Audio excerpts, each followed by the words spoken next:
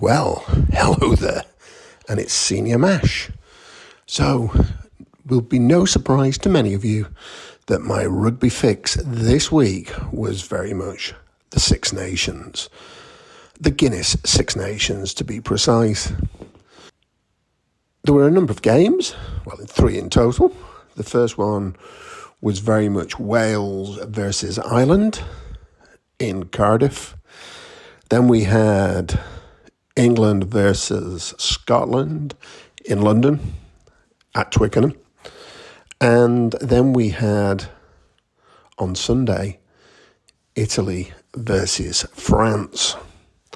Well, let me tell you, on Saturday, there were a number of smiling faces, particularly Irish faces. They had gone to Cardiff with big expectations. And to be very fair, the Welsh team, under their interim head coach, Matt Sherratt, produced a stunning performance. And the two young wingers were very, very good, unlucky in some respects, photogenic in other respects. What a picture. And it was interesting, this picture, the middle, was all over Twitter, but not one reference to who the photographer was. Can't believe that. There should be. But anyway, thanks Twitter for allowing these photos to be seen by a wider audience. It encourages rugby union. Ireland fought out a win with a number of changes, and as you'll see a little bit later, a number of the analysts pointed to Andrew Porter getting no support from the referee, and in fact Will Griff-John having an excellent game as the Wales tight head prop. So we had Wales 18, Ireland 27. In London, Twickenham, we had England 16, Scotland 15.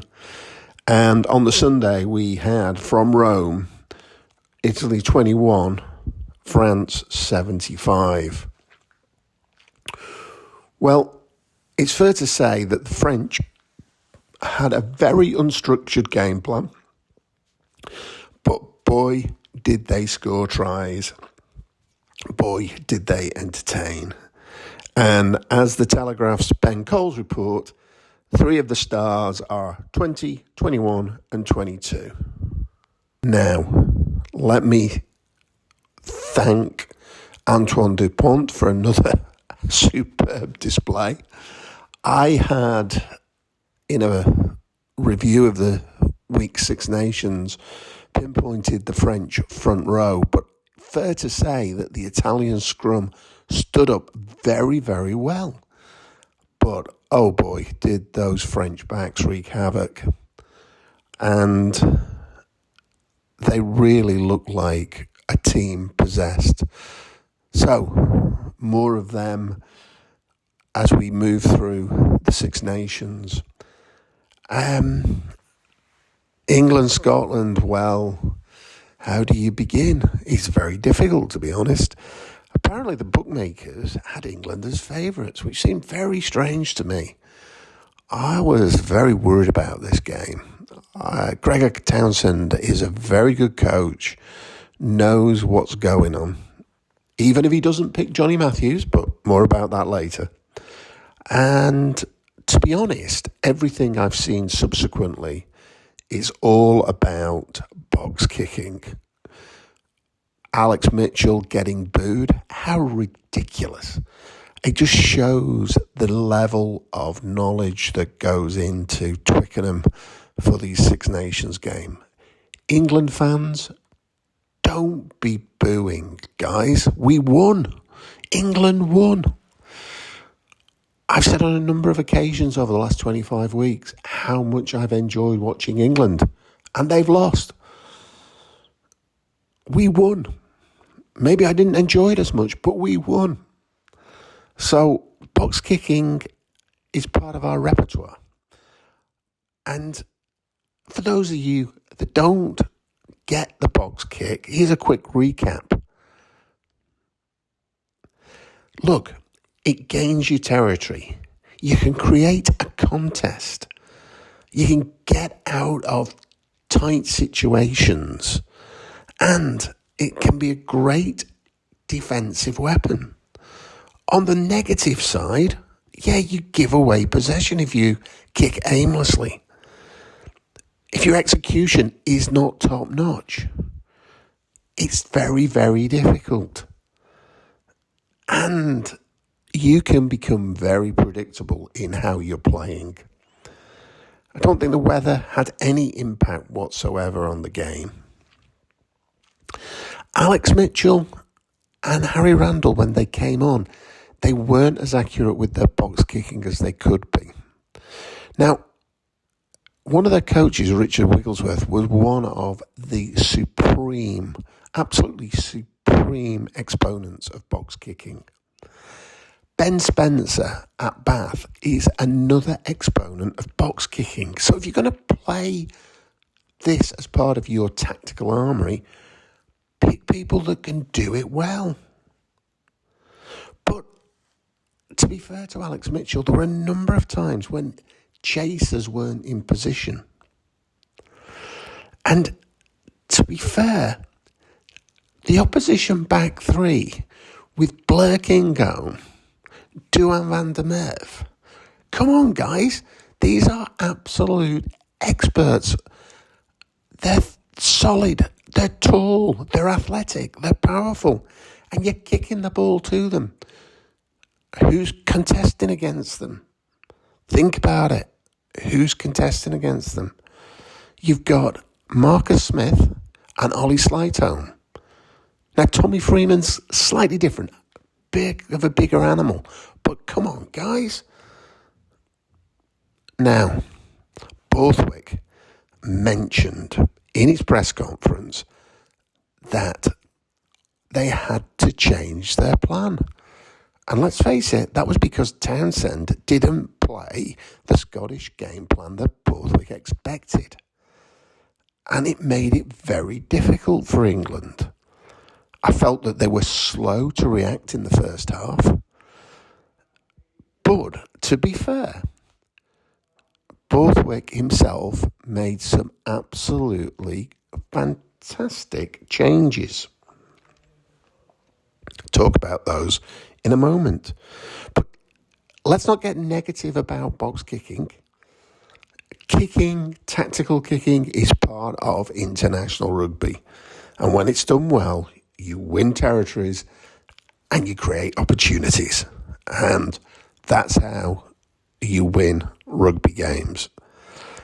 Going side to side is not how you win rugby games. Going forward is how you win rugby games. Let's talk about this in more detail. Let me be for a moment the rugby contrarian.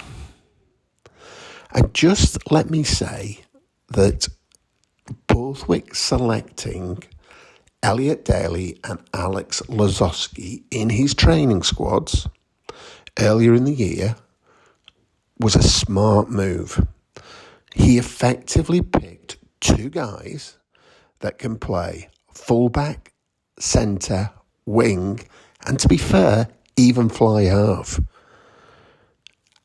He put Daly on the bench. And guess what happened against France? Daly came off the wing and scored the winning try. Now, what did Borthwick do this week against Scotland? Well, let's face it, what he did was he took Slightholme off and put Daly on.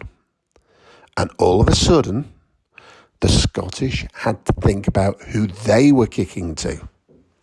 Because in the first half, they didn't actually kick to Tommy Freeman, I don't think. Everything rained down on Marcus Smith and Ollie Slightholme.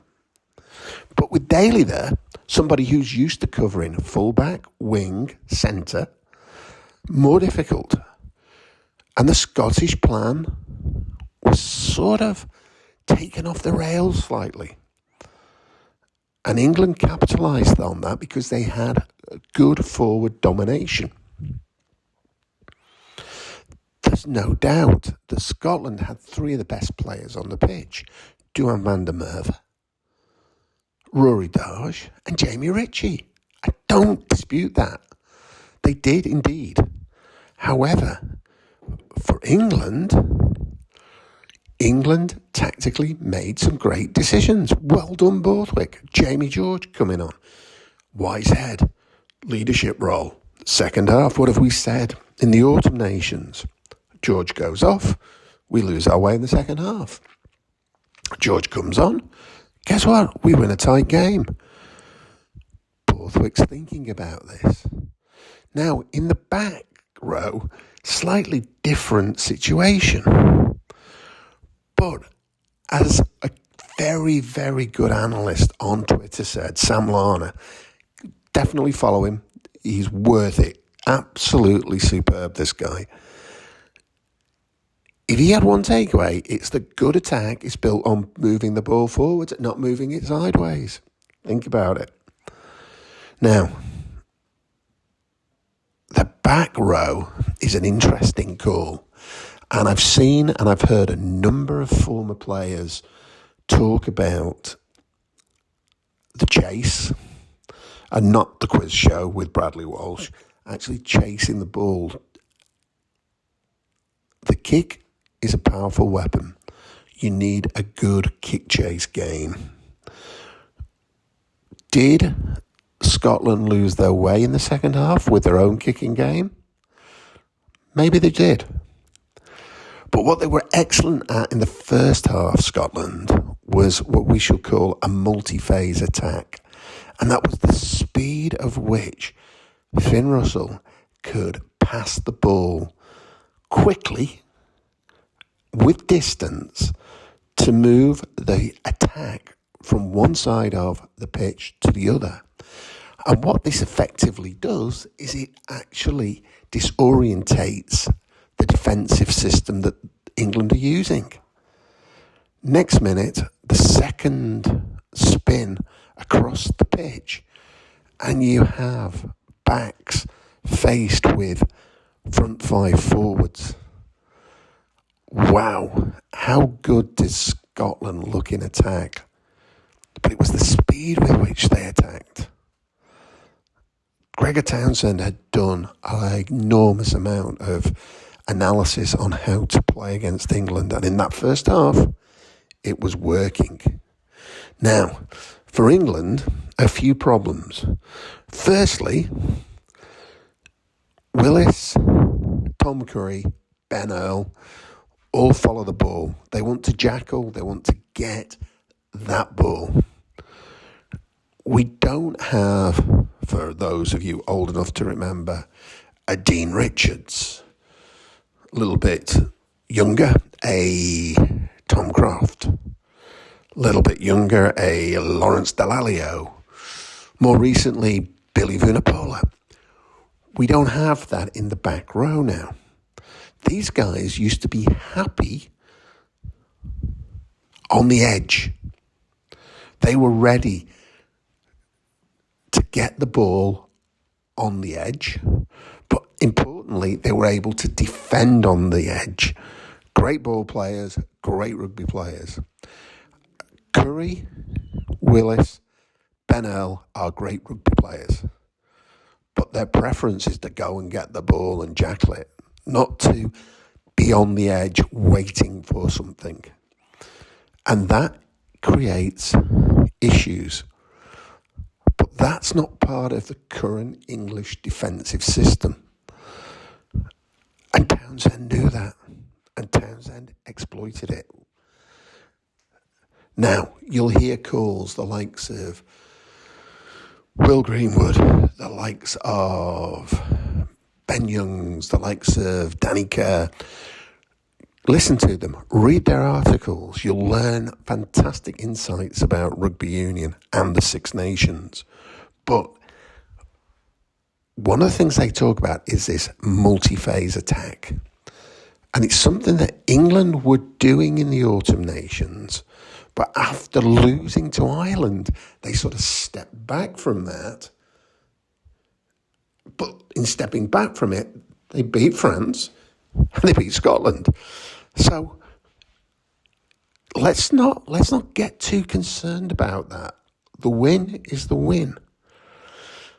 So for me, yes, we need to understand our chasers and the opposition's chasers if there's going to be tactical kicking. We do need to be able to quickly revert to multi-phase attack. I would love to see Smith to Lawrence to Slade to Slytone at speed. And the balance of the back row just needs to be thought about, because it potentially is an area that other coaches will exploit. I'm sure Borthwick and his team realise that, and they'll be looking at it. But don't for 1 minute think that I am saying in any way that the back row from England had a bad game. They did not. And Ben Curry, when he came on, was truly immense. And he should be absolutely proud of what he's achieving this season for England. Now, box kicking, it's going to dominate. Everybody's talking. It'd be interesting to see what Wigglesworth and Borthwick do. But what did the analysts think about this? And there's a lot of analysts on Twitter. I'm going to mention some names now. I've taken some screenshots. This is not my work. This is their work. They're a lot better at it than I am. Follow them on Twitter. Great place. Despite Twitter being sometimes a bit of a cesspit, when it comes to rugby and constructive rugby, it's got some really, really strong contributors. So, Sam Larner, who I mentioned earlier, Will Owen, Rugby Inside Line, Squidge Rugby, Martin Gillingham, great rugby people. So take a look at what they're saying. Take a look at what they're doing. Encourage you to do that. Scotland carried 82 times more than England. They gained 195 metres more than England. They passed 149 times more. They attacked for almost 7 minutes more. By all measures, Scotland were much more expansive than England. Wow, that is a strong statement, backed by the statistics, backed by the data. But it's not always that sort of analysis that we see on Twitter. We see some fantastic compliments from people that follow the game, a pure love for rugby. How great is it to see Wilgriff John being talked about in such a positive way, and Adam Jones, Harlequin's scrum coach. I was at Doncaster Knights in 2016 when Sedgley Park played a pre-season game against Doncaster Knights. My son is a loosehead prop. He was playing against Wilgriff John. And, it was a fierce battle. And I was very impressed with Wilgriff John. I was also very impressed with my son. Now, take the other side of the story, Italy getting absolutely pushed over by the French. But Rugby Inside Line, such a superb player. Menoncella, fantastic player. Let's hold our hands up when we see great players doing great things. So, plenty of things happening. Take a look at Sam Larner. I really would encourage you to do that. He talks very much about the statistics of how England and Scotland played. It can help you understand what happened on Saturday. Martin Gillingham was a little more upset by some of England's tactics, but I thought he summed it up brilliantly when he said that Gregor Townsend had a PhD and Steve Borthwick had GCSEs. Well, having gone to the same school as Steve Borthwick, I know he did have GCSEs, I know he did his A-levels, and I know he went to Bath University and got a degree. I know that he's an incredible student of rugby and that he will have spent later night thinking about the rugby than Finn Russell will have done. I also just wanted to call out one other thing that kept appearing on my Twitter feed, and that was the importance of Duhan van der Merwe to the Scotland team when they play against England. He really is quite outstanding. Well done. And one thing that kept coming up again and again during the Wales-Ireland game was the fact that Andrew Porter, who, as you all know, I've got as my number one pick for the Lions, really can struggle if he's not allowed to have that slight angle. And Will Griff-John handled it superbly. There's other people on Twitter that really can make things very entertaining, but they have great insight. So I don't tend to dismiss it. I try and embrace it and learn from it. Peter Jackson of the Rugby Paper, absolutely superb when it comes to Welsh rugby. If you get a chance, read him in the Rugby Paper. Very, very good. Andy Good, well, he really has got some insight into professional rugby and is not afraid to say it as he sees it. And I honestly don't know Finlay Morrison, but George Horn delivers a quick ball, runs great support lines, scores tries and kicks goals. Johnny Matthews is a leading URC try scorer this season and also runs great support lines. Both are URC winners. Why does Gregor Townsend not like this? Gregor, I've said some great things about you in this pod, but come on, pick Johnny Matthews.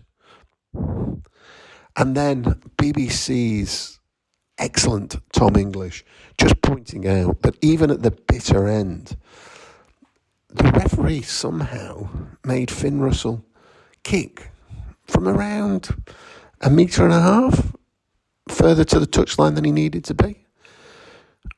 You could see on some of the replays that Itoje was really trying to get into somebody's ear. I assume it was Finn Russell's, but I'm not sure. It was very odd. And, it's fine margins. Keep your eye out for other rugby. And other rugby included National League Rugby. Pretty much a rest weekend, but some games were played. And there was a Friday night game with Sale FC. National 2 North had a top of the table flavour with Fylde playing Lim. And Fylde actually seemed to get a bigger win than most people were expecting. In National 1, Esher, who have been fighting tooth and nail to avoid the bottom three and have had some really good wins in the last few weeks, came away second best at Rotherham. And a shout out for the Yorkshire Post, who continue to give great treatment of rugby union up here in the north of England. And Grassroots Rugby shines through schools, colleges, university and the clubs. And one game that took place this weekend was Macclesfield, bizarrely playing Exeter University in National League West, National League 2 West. Good win for Macclesfield, but somebody that I really enjoy on Twitter, Lee Burkitt, just shouting out the number of lads who attended Sedbergh School playing in National League Rugby. And that was good to see. Under 20s, Six Nations, Wales. Lovely win for them against Ireland. Really pleased about that. Well done. And in terms of North under 18 rugby, yep, they continue to march on. And I will always be a great follower of age grade rugby, and to all of those playing divisional rugby at under 18 level, good luck, and your opportunities will come, I assure you. And I think it was Nick Mullins on Twitter again who just called out how good it was that the England men's A team, when they announced the team, actually had their Grassroots club named. And I've just taken a screenshot of Nick's tweet, but it is so good to see this, and congratulations to England Rugby for acknowledging that grassroots clubs do feed the national game. And up north, rugby is fantastic in my opinion, and it's good to see that Newcastle Falcons are the top seed in the Premiership Cup. Why they're not on TV, I don't know, but I'll give you more later in the week about the Premiership Cup quarterfinals. Most of all, wherever you are, go down to your local club and enjoy rugby. Just two quick ones. Great to see 5 Sale Sharks celebrating with the Calcutta Cup, and favourite picture of mine from 2016 was Dean Schofield and Richard Wheelsworth clearly enjoying rugby, and that's what it's all about. And I hope Richard Wigglesworth enjoyed Saturday's winning feeling. Some more amusement. Nathan Hines avoiding being called Jim Hamilton. Fantastic. Kieran Bracken getting into a bit of a strange one with Twitter. Very clearly in the run-up to the England-Scotland game, there was a strange clickbait going on around the Scottish heritage of its players. Green King, who I really rate what they do in sport, succumbed to clickbait in much of their social media in the run-up to this game. And I think even the Daily Telegraph did. And it was a little bit odd and unfair. And then Kieran Bracken suddenly piped up, and he's allowed to. When Duan van der Merwe was being interviewed, he mentioned Duan's South African accent. Well, yeah, he's got an accent. You know, that's the way it goes. And someone pointed out to Kieran that he was born in Ireland. But I think Kieran Bracken had the last state, which he said, are we not allowed to have fun and make jokes? Well, let's be careful and let's enjoy our rugby. And Duncan Weir, great one this. Can we stop painting logos on the pitch? I get that commercially it can make some money, but we don't see this in football. Fed up of players and the ball covered in paint by the end of the game. Team kits and boots are ruined after the game. Shouldn't be happening. Definitely shouldn't, and I would encourage Six Nations Premiership Rugby to talk to Super League, Rugby League, as to how they go around pitch sponsorship. And I can absolutely assure you that if you watch the grand final at Old Trafford on TV, they aren't painted logos on that pitch.